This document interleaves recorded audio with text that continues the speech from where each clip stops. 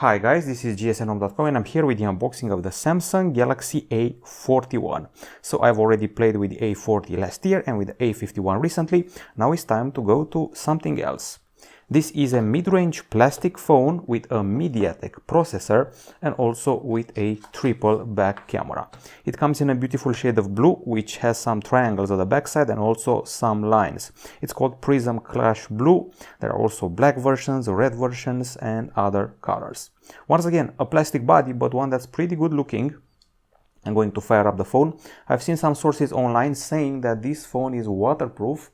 Well, doesn't seem likely, but there are at least two sites on the internet saying that. Anyways, the price tag is around $250 and we're dealing here with a continuation of the Galaxy A40 from last year, which was best described as pretty close to the Galaxy A50 camera-wise. Actually, surprisingly close. And by the way, both the A40 and the A50 last year had a pretty disappointing focus of the selfie camera. Hopefully this has been fixed on the A41. Okay, so as it's starting to boot, I'm going to show you what's inside the box. I've already set it up, so we won't waste time.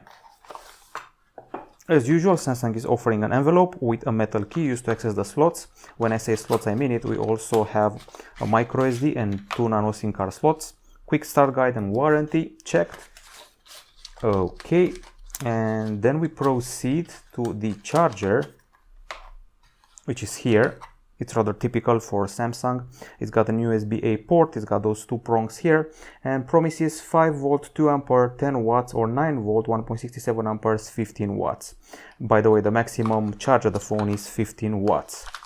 Then you have a pair of pretty modest headphones. They're not the kind you'd find the Galaxy A51 or A71, plasticky and a rougher on the ear. And finally, there is this USB-C to USB-A cable used to connect to the PC and also to the charger. Okay, now back to the phone itself. I have already set it up, as I said before. As you can see here, we have a screen which is a bit more compact than what we're used to, and it also has a teardrop-shaped notch at the top side for the selfie camera.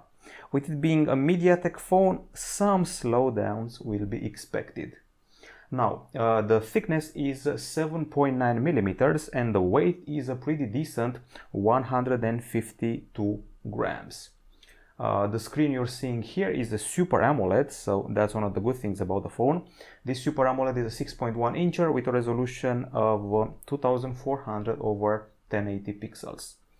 Okay, and once again, inside the handset, we should be able to find the MediaTek Helio P65 CPU. It's a 12 nanometer chip, octa-core, clocked at 2 GHz, and it's accompanied by 4 gigs of RAM and also by 64 gigabytes of storage, plus micro SD card slot used to expand that.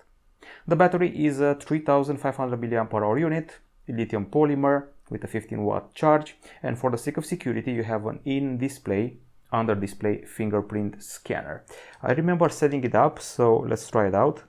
So under display fingerprint scanner, and at the front side here at the top we have a 25 megapixel shooter for the selfies, which films in full HD, and at the back side we have a triple camera setup. It's written here 48 megapixels. That's the main sensors.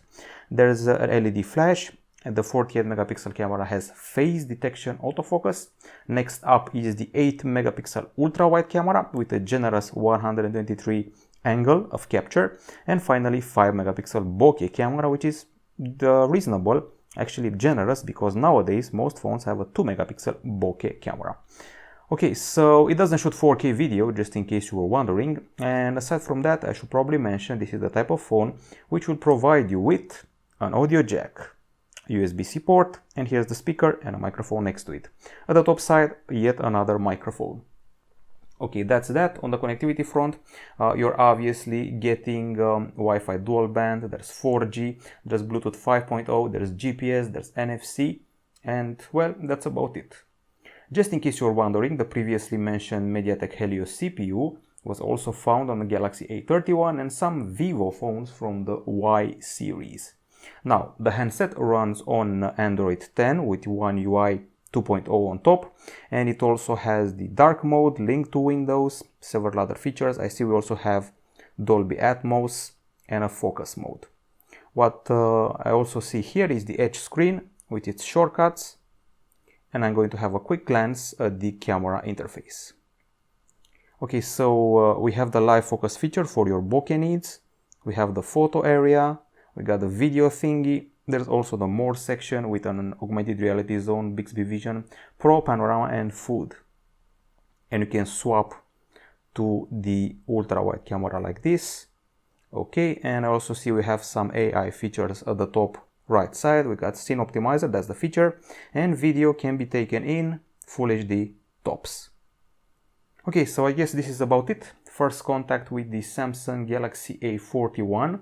People have been calling the MediaTek CPU on board a bit of a bummer, and I see a bit of slowdown compared to the, well, A51 and maybe even to the A40. Usually this happens after you boot the phone. As you use it more and more, the slowdown will go away.